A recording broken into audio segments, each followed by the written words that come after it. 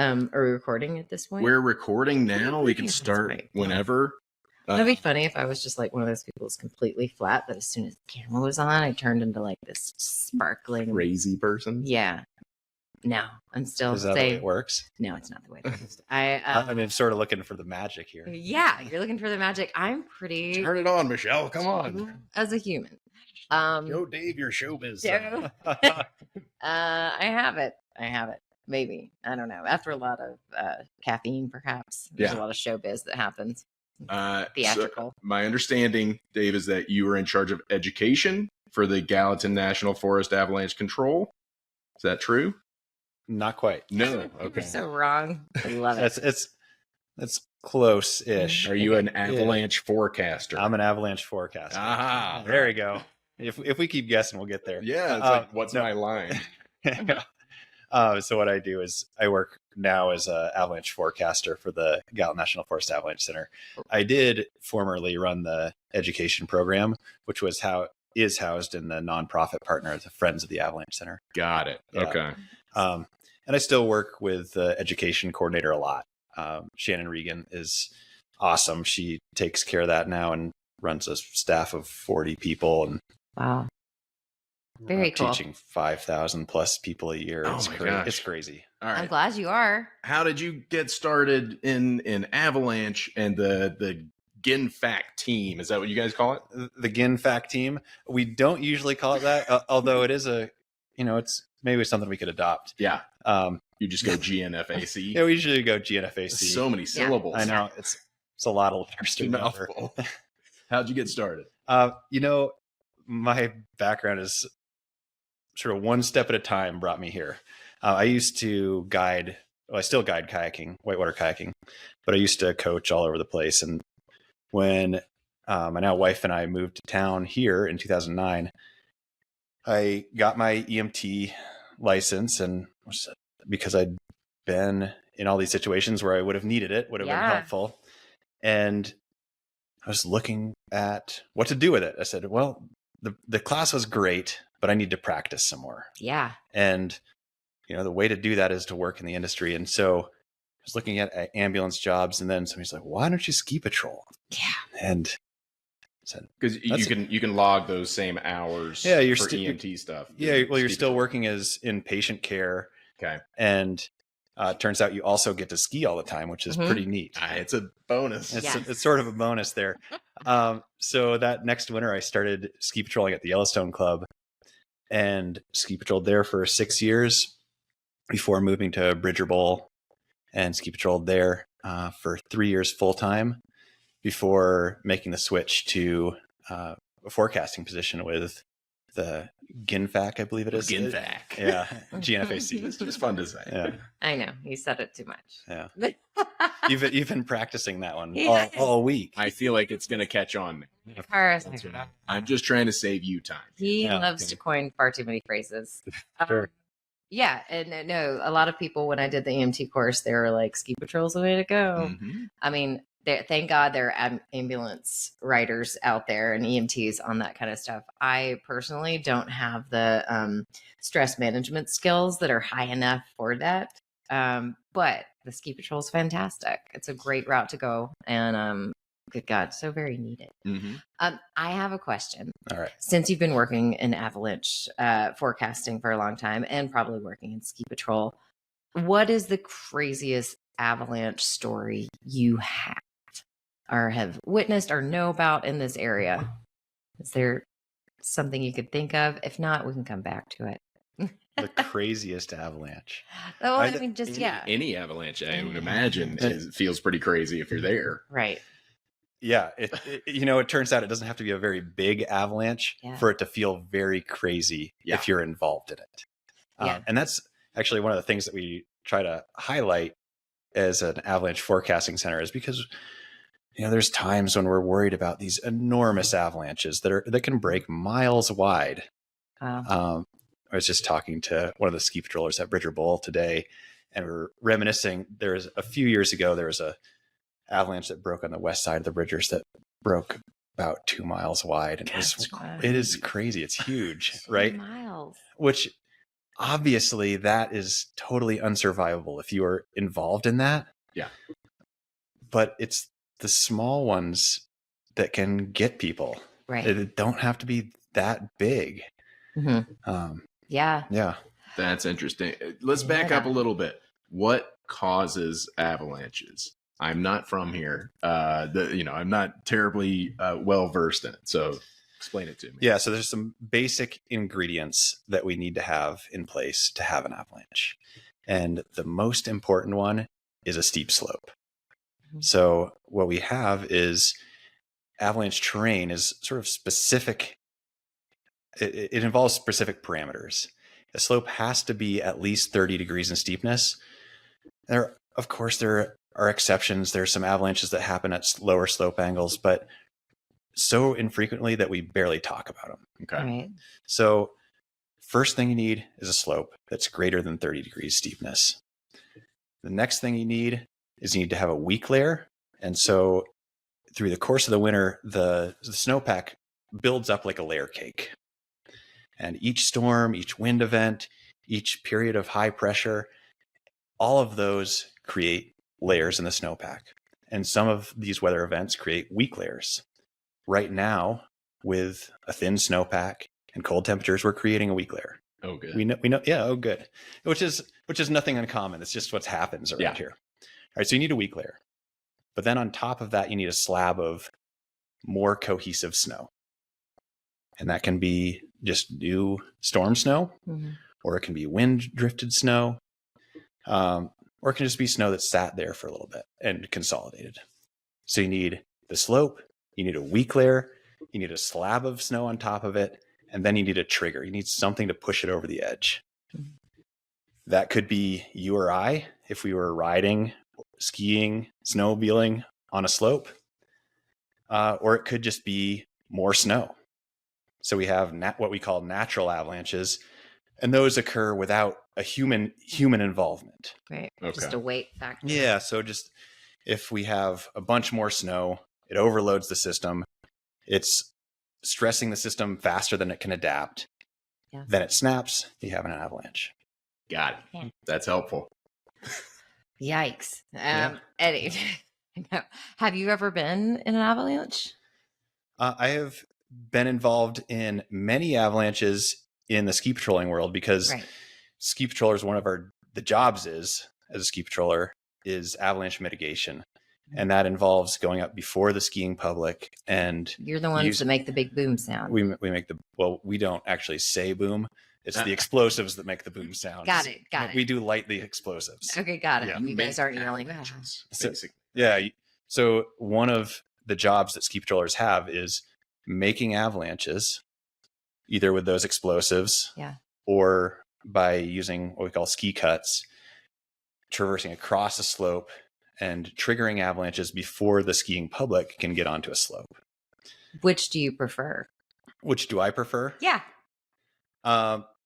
Well, every young child's dream is to light big firecrackers and make things tumble down the mountain, right? So, I mean, the explosives are pretty fun. Okay, just checking.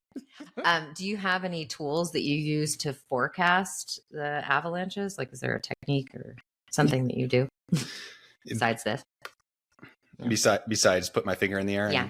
Which way the wind blows. Magic 8 Ball is one of the go-to resources. Signs say yes. Signs point to yes. Yes. We have a bunch of tools that we use. Okay. So with avalanche forecasting with the Forest Service, it's different. So we're not actively going out and triggering avalanches like we do with ski patrol. And that can be challenging because the number one sign that avalanches are possible is that there's been avalanches. When there are avalanches. When there are avalanches. You're just like, put your finger in the air and say, I'd say that avalanches are possible now. Yeah. Right? So if there's been avalanches, it's likely there's going to be more. Mm-hmm. And so our big tools are our field days. And we have our team, it consists of 4 people. Doug, Alex, Ian, and myself. And we're each out in the field 2 or 3 days a week. And we go to the places where people go. So where they go skiing, snowboarding, snowmobiling, that's where we go to forecast these avalanches. Yeah. And one of the things that we look for is, have there been avalanches? Yeah. And so that's the big one. Yeah. But there's other stuff too, right? So there's signs of instability besides an avalanche. We can see shooting cracks that as we're skiing or snowmobiling across a slope, a crack might propagate out in front of the snowmobile or our skis. How you can listen for the snowpack talking to you. When we collapse those weak layers, if we're on a flatter slope, the whole snowpack will settle, or collapse is what we call it, collapse, and it'll be an audible whoomph. Wow. And so if you're walking across a meadow and you hear this whoomph, you've triggered an avalanche. It just wasn't on a slope, so nothing slid. Gotcha. Got it. And then the other thing that we do is we dig a lot of holes in the snow. Yeah. And we have a series of tests that we can perform and think about the ingredients of an avalanche. Are those ingredients present? Are the weak layers under a lot of stress at any given time? And go from there. Okay. But as a matter of course, the Forest Service does not create these tiny avalanches that prevent other major avalanches, right? Correct. Okay. So the Forest Service, we're not out there mitigating any avalanche danger. What we're doing at the Avalanche Center is trying to provide people the best information that we can get and make that information accessible, digestible, and get people to pay attention, hopefully. So it sounds like it's the people who are in charge of setting off the avalanches, if anything does. Give me like an item or two that we should always have with us when we go in the backcountry in case there are avalanches. Yeah, so there's some equipment that we want every backcountry recreationalist to have if they're going to be going around steep slopes. And that is an avalanche beacon. So we want people to have a modern one with reasonably fresh batteries. Mm-hmm. And we want people to have practiced using them. Okay. That's a big deal. Yeah. The other two pieces of equipment are an avalanche probe. So this is a foldable pole that we can extend. It extends to about 9 feet long. And if you locate somebody with your avalanche transceiver, you're getting a general position of them. And so then you actually pinpoint them with the probe, or you really identify where they are with the probe. Okay. And then the last thing, the probing is not going to do you any good if you don't have a shovel. Okay. So you need a shovel to dig them out. Those are the three. Yeah, those are the big three. There's a lot of other stuff that people use. Avalanche airbags are really growing in popularity. Oh, right. Yeah. I shopped those out. I'm a worrier. I feel like I need an avalanche airbag, even though you will not catch me doing backcountry stuff. It was for our 14-year-old who's an person. aggressive alpine skier. And I Sure. think, he's carrying all the gear with him. It's like, well, should he have that giant Zorb that inflates on his back? Yes. Yes. Should he walk around with it inflated all the time? I mean, it would be safest. Yeah. On that note, is there something that we can do? Like, say there is an avalanche happening and we're on the mountain and like we see it. What, I mean, besides like a snowmobile, ski it out, like riding out on the back of a Yeti. Like, what do we do?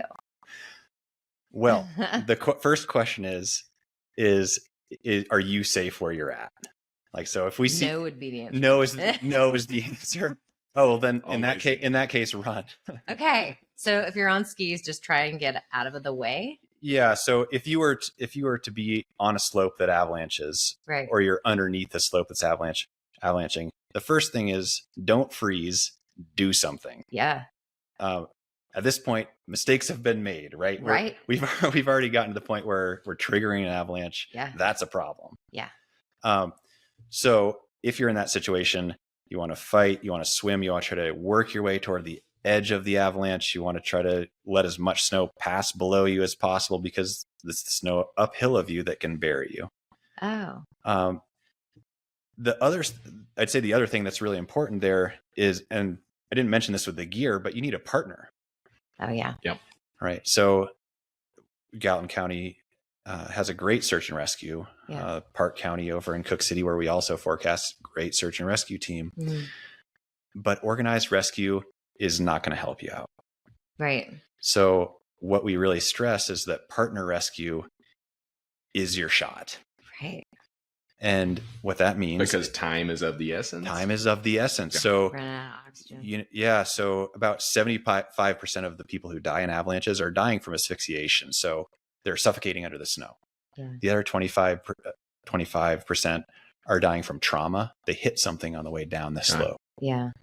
And there's a percent in there. I know that doesn't really add up. That adds up to 101%, but we'll just go with it. The other 1% dies from hypothermia. We're not here to do math. Yeah, that's good. I'm glad you didn't check that math. I kind of spoiled it. I said that just so we're clear. This doesn't add up to 100%. I know that, but it's fine. I just feel like I should pick a different sport. Like it's a dangerous sport. It is. I need a snowshoe. It's fine. Anything backcountry is a little bit dangerous. It is, totally. Well, yeah, there for sure. There's a lot of inherent risks, and there's inherent risks that are beyond the scope of avalanches as well. Any injury or accident, broken gear can result in an unplanned amount of time in the backcountry. Yeah. That being said, one of the things that we want people to understand with avalanches is you can recreate in the backcountry any day that you want, and you can avoid avalanches as long as you can avoid avalanche terrain. Right. So if we remember that avalanche terrain is any slope over 30 degrees, if we're not on or below a slope that's steeper than 30 degrees, you're fine. Totally. You're okay. See, snowshoeing. Yeah. Or like skiing on lower angle terrain or snowmobiling in meadows. And there's lots of ways to do it.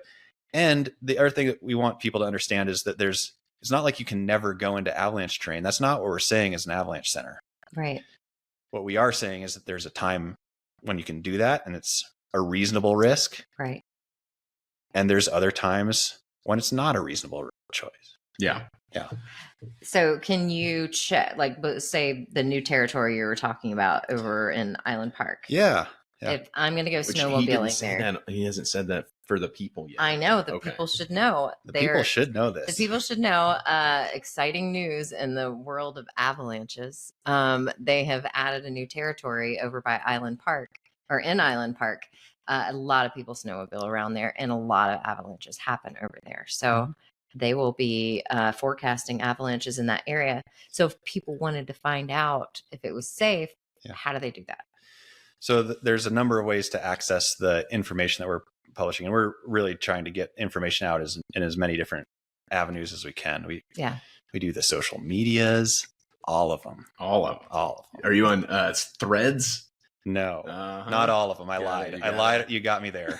Who's on Threads anyway? There's some people on Threads. We're not on TikTok either, but you don't need to be on TikTok. Yeah. Me either. Well, I'm not. But people can go to their favorite social media. Yeah, so we have a page on Instagram and Facebook and Twitter. It's X now. I hear. Yes. Yeah. Formerly known as Twitter. Yeah. And you can get information there. And every time we go out and have a field day, we publish a video it's just a 1-minute video of what we found, what's been going on. And then what we try to tell people is what they should do about it. So, as we go forward, what do you want to worry about? What do you want to think about? I'm going to go straight to little child. BRB. You can hear our children in the background yelling and being children, doing this thing they're not supposed to do. What is that, like having fun? Yeah, pretty much. Give me a common myth or misconception, set us straight about avalanches. What's something people think or do or say that they shouldn't be doing? I mean, there's a few of those. One is that going to be picked up too? My mom voice, probably. There's a few avalanche myths that are out there. One good one is that, like you'll see in the movies, sound doesn't trigger. Sound is not. Right. Sound isn't like putting a force on slopes. Okay, somebody yodeling is not. Yeah, so I mean, it would be cool. Can you scream? I know. Can you imagine like the Avalanche teams on the ski area just running around yelling at slopes? Yeah, Avalanche. Yeah. So sound doesn't exert a force on the snowpack. It's not a trigger, but it does make for good movies. So sure, we'll let it ride, I guess. It's a funny visual. One thing that I believe that I probably shouldn't. So I've heard you get caught up in an avalanche, and you don't know which way is up. So you spit, and whichever way your spit goes, then the other direction is up. And the other thing is like you can dig yourself air, basically. Like you can create an air pocket around you and breathe long. Great. This is great. This is another myth. Stuff. Am I dumb? Yes, no, I'm dumb for believing. It's usually packed pretty hard. Right? Yeah. So yes, you could spit if your mouth wasn't packed full of snow. Packed full of snow and also just terrified. Right. Dry mouth. And your eyes weren't covered, so you could see where the spit went. That might give you a. Jesus, this sounds horrible. I know this. So you're saying I'm frozen in place? Yeah. So if you're buried by an avalanche, you are frozen in place, and you are not going to dig yourself out. Oh man, like that is, which is why we talk about the importance of having a partner and having this rescue gear and taking an avalanche course so you know how to use it. It. And better than knowing how to use it, you know how to avoid avalanches. Yeah. Like that's our tool. Like that's what we want to do in the backcountry. We don't want to be triggering avalanches. Yeah. Sounds good. Sounds good. I'm fine. I'm fine. Yeah, Michelle's over there saying, okay, yeah, I like this idea of not triggering avalanches. She's gonna have nightmares tonight.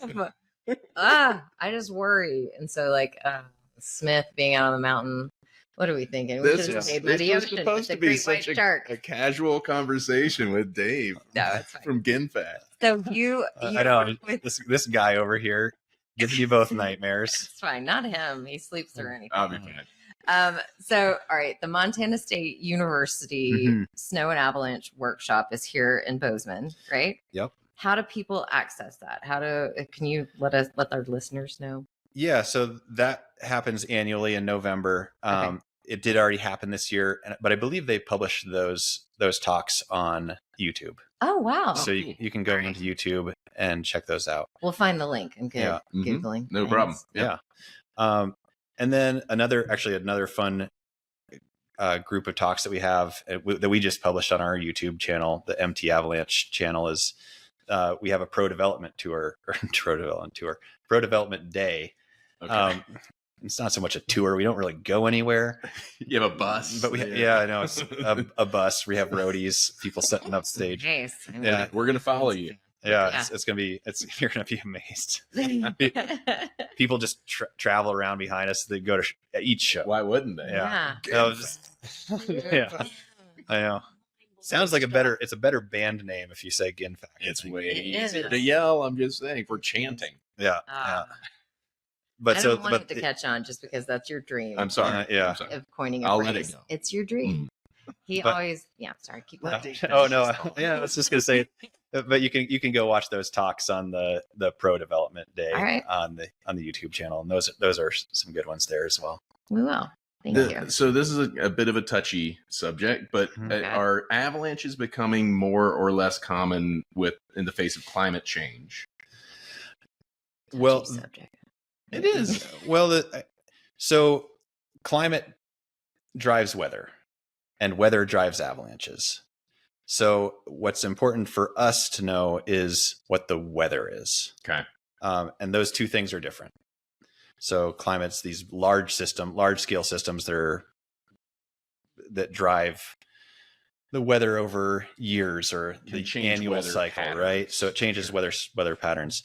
So what we are concentrating on is weather events. So right now it's warm. We have a thin snowpack, not much snow on the ground, unfortunately. And what's happening right now because of the weather, because we have these cold nights and a thin snowpack, is we know that we're developing a weak layer. I mentioned that earlier. Mm-hmm. When it snows, we expect avalanches. Okay. Like it's just the way it works. And that's nothing abnormal. When it snows, when the wind blows, we have more avalanches. Right. Yeah. As time passes from the most recent storm, things stabilize and we have fewer avalanches. It doesn't mean there's no risk of an avalanche occurring, but there's fewer. Right. And that's just the general pattern. So, and what are your expectations It's ever changing for snowfall this winter season? Yeah, I mean, with the El Nino so far, yeah, it's a little bleak so far. We're hoping for. Do you believe in the El Nino? Better sledding soon. Do you believe in El Nino? No, I've been seeing all the Nino. The Nino. Yeah. Sorry, I'll never forget. Yeah, that was a great SNL. The SNL with Chris Melini. Yeah, that was so good. Yeah. Okay. But no, I've been seeing those reports. Yeah. Are they usually fairly accurate when they say it's going to be this kind of winter? Yeah. So the National Weather Service just put out, maybe a month ago, they put out this great little bulletin. Okay. And it's like what El Nino means and what it doesn't mean. Right. So what it means, this winter will generally be above average in temperature. What it doesn't mean that it won't get cold. Right. Yeah. What it means, it'll generally be slightly less snowy than average. What it doesn't mean, that we won't have big snowstorms. Got it. So it'll get cold, it'll snow, we'll have avalanches. Yeah. It'll be a winter. Got it. That's my forecast. You won't be without a job. We're going to have winter at some point, hopefully soon. Fall forecast, I think. Leave it to the avalanche guy. Yeah. Predict. There's going to be avalanches. There's going to be avalanches. There will be avalanches. Yeah. There will. I know. Well, thank you so much for your time today. We appreciate you trekking over here, and we appreciate the information you're putting out to the community because it's pretty important to know that you're safe on the mountain, front or back. This has been a great primer, but if you want to continue your education about avalanches, it seems like you should look no further than GNFAC and MSU. He keeps saying GNFAC. It's GNFAC. Yes. That up. Short for the Gallatin National Forest Avalanche Center. There we go. Yeah. Dave Zinn, thank you very much for joining us. This has been enlightening. We appreciate your time. Absolutely. All right. Have fun in the backcountry. Bring a friend. Be safe. Go snowshoeing.